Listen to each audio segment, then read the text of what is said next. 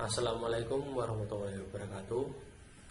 Pada kesempatan hari ini saya akan menjelaskan tentang materi teknik pengukuran otomotif. Sebelum kita masuk ke dalam materi, pertama tentang pendahuluan dulu, kita akan bahas tentang topik pembahasan. Topik bahasan yang pertama yaitu rencana kuliah. Rencana kuliah teknik pengukuran otomotif saya kasih minimal 12 kali pertemuan, dan nantinya 12 itu ada ujian akhir semester.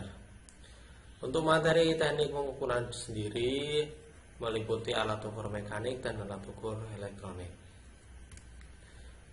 Masuk ke dalam materi. Alat ukur mekanik adalah alat ukur untuk mengetahui ukuran atau dimensi dan kondisi fisik suatu komponen seperti panjang, lebar, tinggi, kerataan, dan sebagainya. Pembacaan hasil pengukuran dengan alat ukur mekanik dapat langsung dibaca pada skala alat ukurnya atau dengan bantuan alat ukur yang memiliki satuan ukur atau skala ukur. Adapun alat ukur mekanik, itu yang pertama adalah mistar baja. Kalian sudah pernah lihat bentuknya seperti ini. Mistar baja ini ada yang ukurannya menggunakan cm, ada yang menggunakan mm. Ada juga yang ukuran British menggunakan inch. Lalu yang kedua adalah straight edge. Straight edge merupakan alat yang digunakan untuk mengukur kerataan suatu permukaan. Di otomotif kalian tahu bahwa penggunaan straight edge itu untuk mengukur kerataan kepala silinder dan blok silinder. Biasanya blok silinder itu nanti dikasih straight edge dan diberikan filler gauge untuk melihat apakah blok silinder itu rata atau tidak. Yang selanjutnya adalah jangka sorong atau vernier caliper. Jangka sorong atau vernier caliper bisa disebut juga dengan mistar geser, merupakan alat yang digunakan untuk mengukur dimensi luar, dimensi dalam, maupun kedalaman suatu benda. Skala pengukuran jangka sorong ini menggunakan inci dan sentimeter, di mana untuk ketelitian satuan inci itu 0,001 inci, sedangkan untuk satuan sentimeter itu 0,02 mm. Berikut merupakan bagian-bagian dari jangka sorong. Yang pertama ini adalah rahang bawah, nomor 1. Nomor 2 ini rahang atas. Nomor 3 tongkai kedalaman. Nomor 4 ini skala utama dengan satuan cm. Yang nomor 5 ini juga skala utama dengan satuan inch. Nomor 6 skala nonius untuk satuan mm. 7 satuan nonius juga dengan satuan inch. Yang 8 ini adalah knock sensor, mesin untuk menggeser ke kanan atau ke kiri atau mengunci dari jangka sorong. Ini keterangannya sudah ada, silakan nanti dibaca di PowerPoint-nya. Sekarang saya akan menjelaskan tentang jenis-jenis jangka sorong. Yang pertama jangka sorong analog seperti ini, bisa kalian lihat. Terus yang kedua adalah jangka sorong dial, di mana ini nanti biasanya kalau yang jangka sorong analog itu tadi menggunakan gesernya ukuran senti dan inci mistar, sekarang ini diganti menggunakan dial. Terus yang selanjutnya adalah jangka sorong digital. Ini penggunaannya paling mudah karena kalian gak usah membaca skala nonius, skala utamanya, tapi langsung kebaca langsung di sini. Nah, cara menggunakan jangka sorong kalian pasti sudah tahu. Kalau misalkan belum, nanti kalian bisa browsing dulu di YouTube, karena di sini cara menggunakan jangka sorong ada banyak sekali, sudah saya paparkan. Tapi kalau kalian masih bingung, itu bisa belajar di YouTube. Terus berikut ini merupakan contoh penggunaan jangka sorong di pengukuran dimensi benda ukur. Kalian bisa lihat di sini menggunakan rahang atas untuk mengukur jaraknya, rahang bawah juga sama penyempitannya, terus ini untuk mengukur kedalaman. Nah, penggunaan yang benar seperti ini.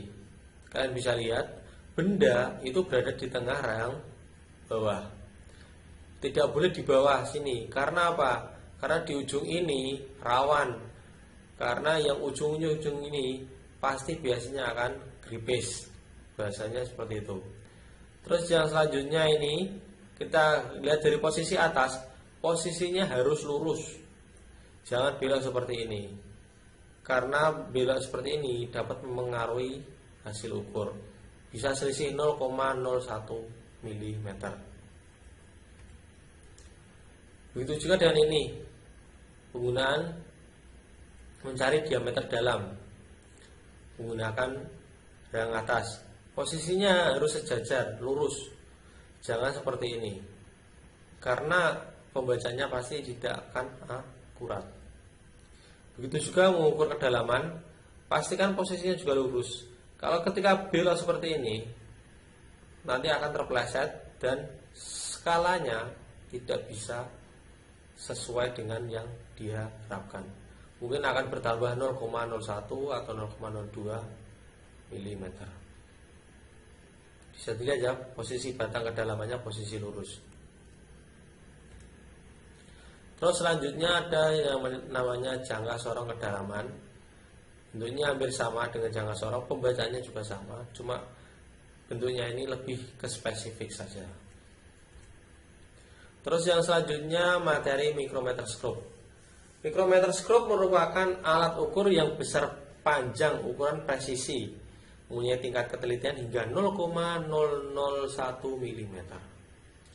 Micrometer scope dapat digunakan untuk mengukur dimensi luar dari benda yang sangat kecil maupun tipis seperti kertas, pisau, silet, maupun kawat. Ini merupakan bagian-bagian micrometer scope. Ada anvil, ada spindle, frame, lock, sleeve, thimble, dan derajat knob. Nah, ini bagian-bagiannya. Ini ada keterangannya, silahkan dibaca sendiri. Nah, cara menggunakan micrometer scope. Di sini sudah ada cara penggunaannya. Nanti kalau kalian masih bingung, kalian bisa nonton via YouTube. Sini. Ini langsung saja saya akan menjelaskan bagian. Ada yang namanya jenis-jenis mikrometer. Yang pertama adalah mikrometer dalam. Di sini kalian bisa lihat bentuknya, digunakan untuk mengukur garis tengah dari lubang suatu benda. Ini mikrometer dalam. Nah, ini mikrometer kedalaman, untuk mengukur kedalaman suatu lubang. Di sini panjang ini fungsinya hampir mirip dengan penggunaan jangka sorong tadi, yang ini. Nah, yang lebar tadi fungsinya untuk menahan ini, supaya posisinya lurus. Nah, dibuat seperti itu. Terus yang selanjutnya mikrometer digital. Cara penggunaan mikrometer digital sama dengan mikrometer analog, cuma bedanya adalah mempermudah dalam pembacaan. Kalian bisa lihat di sini berapapun putarannya, di sini sudah terlihat 0,13065, lebih terperinci lagi, ya. Bentuknya seperti ini. Ini juga sama, mikrometer kedalaman dengan bentuk digital. Ini tadi mikrometer dalam. Nah, sudah cukup. Untuk pertemuan kali ini saya akhiri. Apabila ada pertanyaan, silakan kalian langsung saja tulis pertanyaan kalian di WA. Nanti akan saya balas.